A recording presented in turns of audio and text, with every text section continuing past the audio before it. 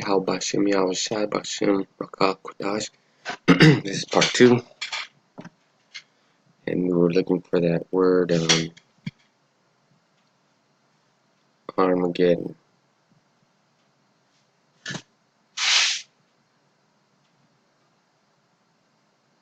Alright. Armageddon. And let's see what it says in Greek.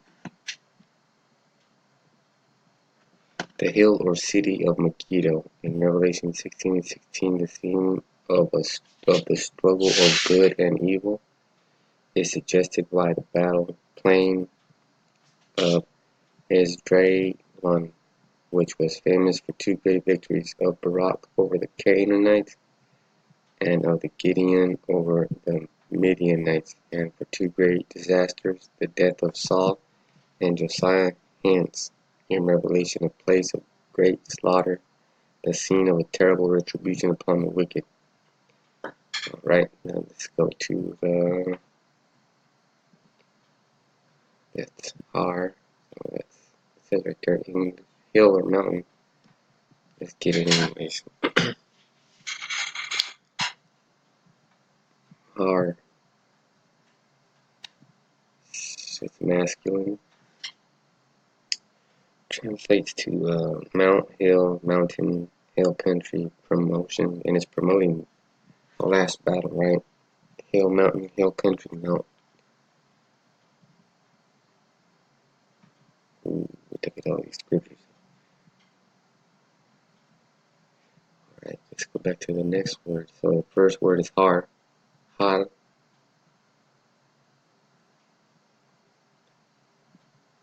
And the second one is Magadalon.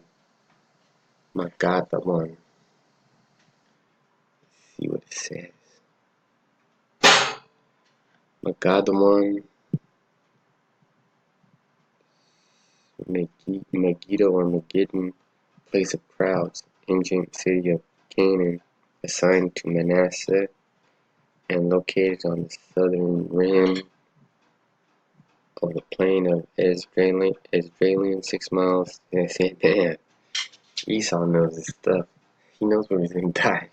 He knows where he's gonna fucking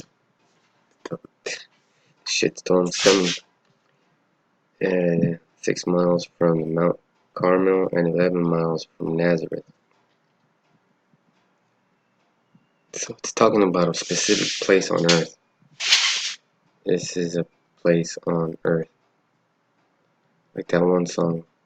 Ooh, heaven is a place on earth. That's a good song, actually. And it really is, you know. Because once Yahushua comes back, basically put the surviving Edomites, which is already elite, and they're going to rebuild what we destroyed, what had to be destroyed, which is going to be our heaven on earth. It's Revelation 16:16, and he gathered them together into a place called in the Hebrew tongue Armageddon. Alright.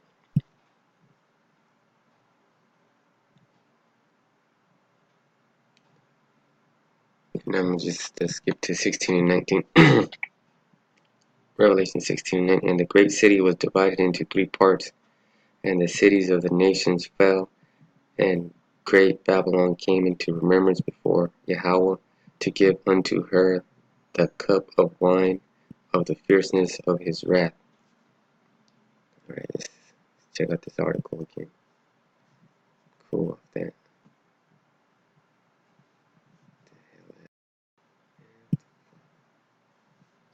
Alright.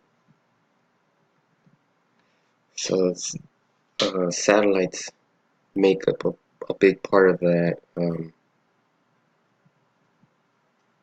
of that battle, because it's communications, and you know, you just get the rest of this. If you don't have communications in the battle, you're not in the fight. Your brain has to communicate to your appendages, and your appendages have to respond. If that the purpose of the airplane to have the eagle eye view over, and that's how World War One was won, because the airplanes would fly over and they would see the enemies where they were. They would relay the message, and that's basically how they started. So now they're at a point where it's 5G, everything's faster, everything's right now. The technology is up there. It's getting ready, but it's not ready for Yahweh Bashem Yahushai and the angels. It's not. Just make satellites tempting military targets. So now they gotta protect them. The U.S. Air Force is now responsible for defending American satellites and spacecraft, and wants to continue to do so, but President Donald Trump says the perils require a new military branch, which has come to be known as a Space Force. Critics say this would just add bureaucracy, bureaucracy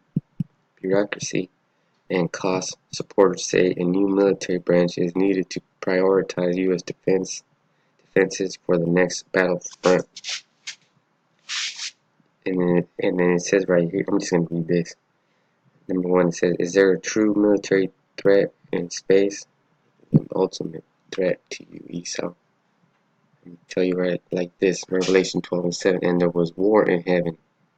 Michael and his angels, that's the threat, okay, in heaven.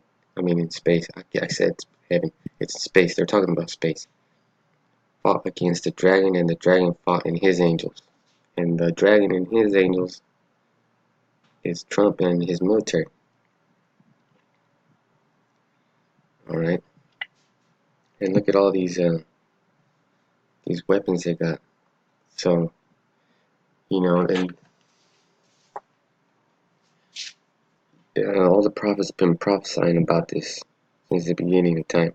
This is Malachi 1:14. But cursed be the deceiver which hath in his flock a male, and voweth and sacrificeth unto the Lord a corrupt thing. For I am a great king, said Yahweh Bashem Yahushai, Lord of hosts, and my name is dreadful among the heathen. They're going to learn that name. And they ain't going to like it.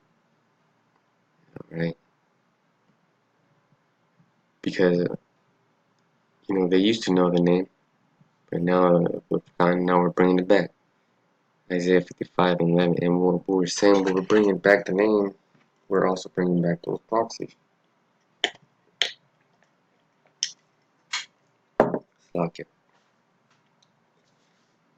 Like one of the prophecies says, the Battle of Armageddon. In Revelation 16:16, Isaiah 55:11, so shall my word be that goeth forth out of my mouth. It shall not return unto me void, but it shall accomplish that which I please, and it shall prosper in the thing whereto I sent it. And he sent his word to the people of Babylon,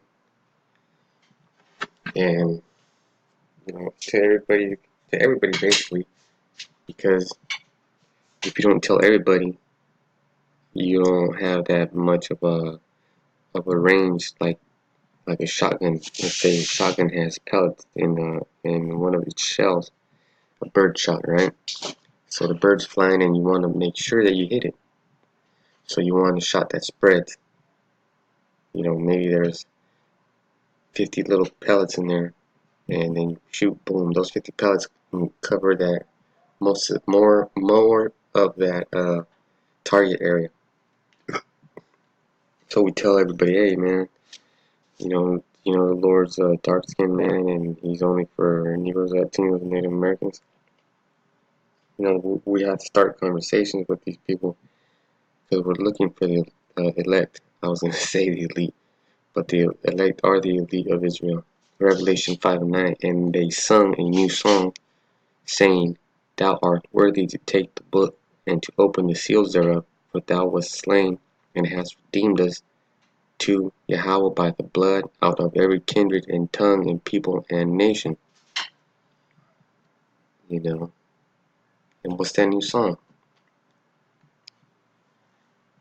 This is Philippians 2:9. Wherefore the Most High also hath highly exalted him, and given him a name which is above every name, which is Yahweh Hashem Yahweh Shai. You know, so let's get ready for this threat,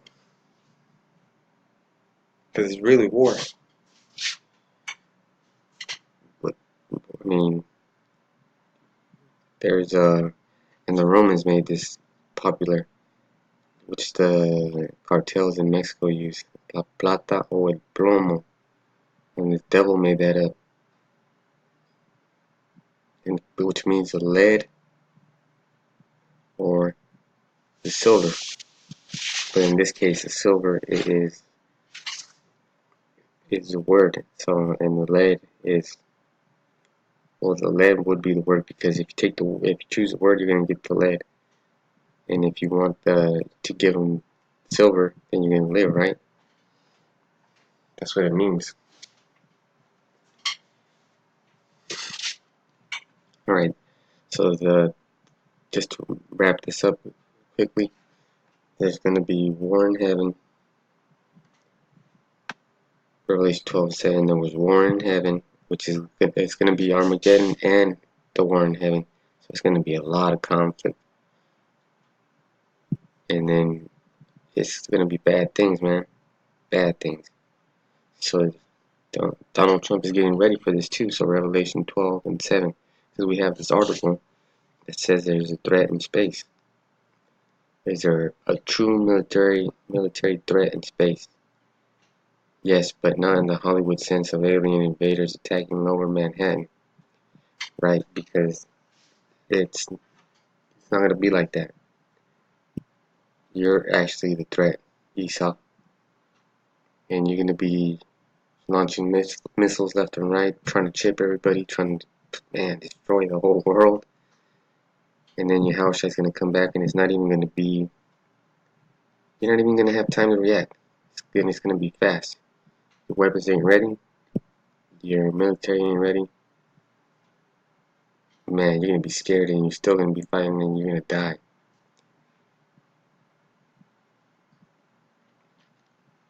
And there was war in heaven. Michael and his angels fought against the dragon.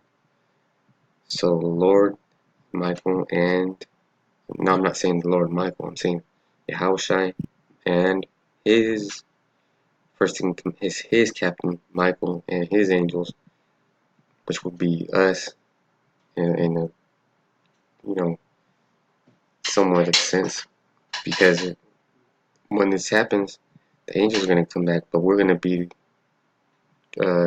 translated into the spaceships and into the chariots, come back down to earth and start the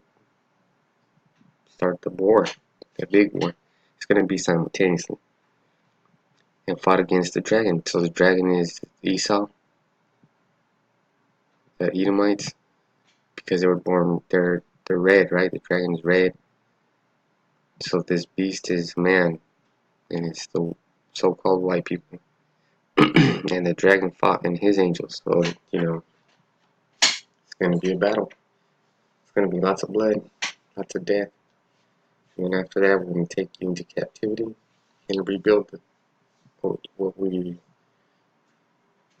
burnt down, and then it's going to be our turn, the Israelites' turn, under Yahweh Shem Yahweh Shai, through the Holy Spirit.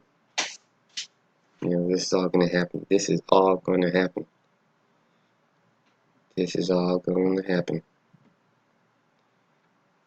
Isaiah 55:11. This is the last scripture. So shall my word be that goeth forth out of my mouth. It shall not return unto me void, but it shall accomplish that which I please, and it shall prosper in the things whereto I sent it.